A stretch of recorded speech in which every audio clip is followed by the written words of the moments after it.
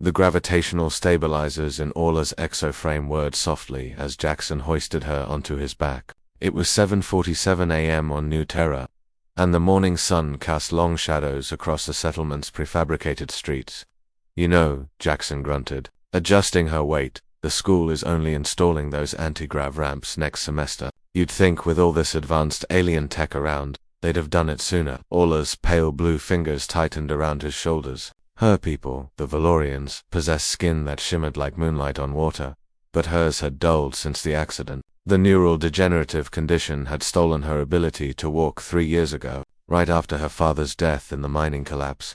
Your species is still learning, she said, her voice carrying that melodic quality that marked her as non-human. Earth joined the Galactic Collective only 15 years ago. You're, how do you say it, still getting your space legs? Jackson laughed, his breath forming small clouds in the crisp morning air. New Terra was a fringe colony world, established after Earth's admission to the wider galactic community. Humans and aliens lived side by side here, though not always harmoniously. The human children often mocked Orla's condition, calling her the broken alien when teachers weren't listening, but not Jackson. Never Jackson.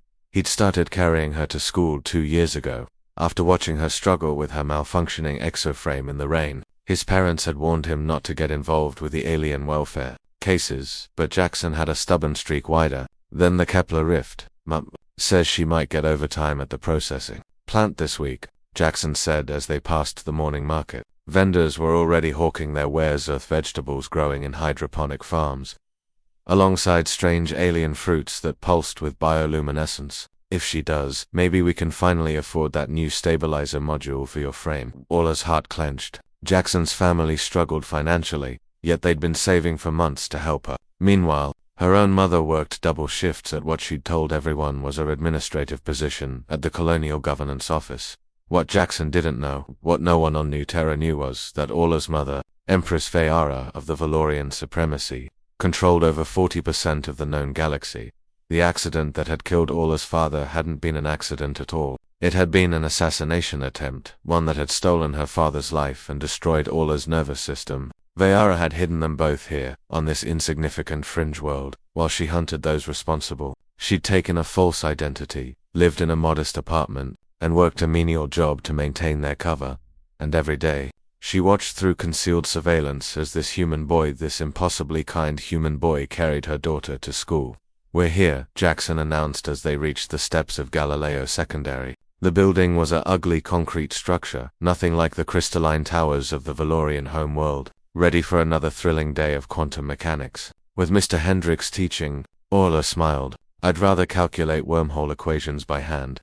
As Jackson set her gently into her chair, Orla noticed a group of boys approaching. Derek Moss and his crew, the same ones who'd vandalized her exoframe last month. Well, Derek sneered. If it isn't the alien and her pet human. Tell me, Jackson, does she pay you to be her slave, or are you just that desperate for attention? Jackson's jaw tightened, but before he could respond, Orla spoke. Leave him alone, Derek, or what? Derek laughed. You'll roll over me. The cruel laughter of his friends echoed across the courtyard. Jackson's fists clenched, but Orla placed a restraining hand on his arm. Violence would only make things worse.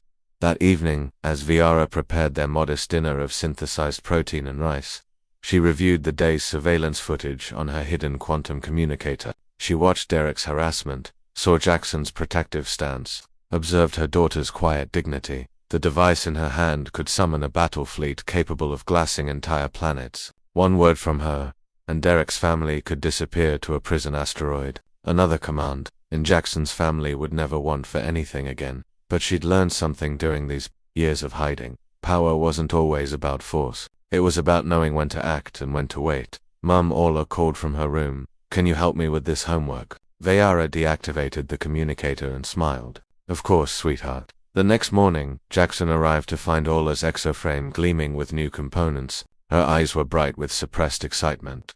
Mum got a bonus, she explained quickly. They said she'd been doing exceptional work. Jackson's face lit up. That's amazing. Does it work better? Much better, but ...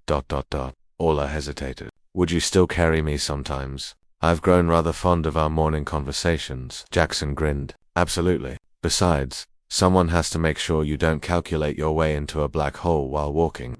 As they headed toward school, Orla glanced back at their apartment building. Through the window, she could see her mother watching, a small smile on her face. The Empress of 40% of the galaxy, hidden in plain sight.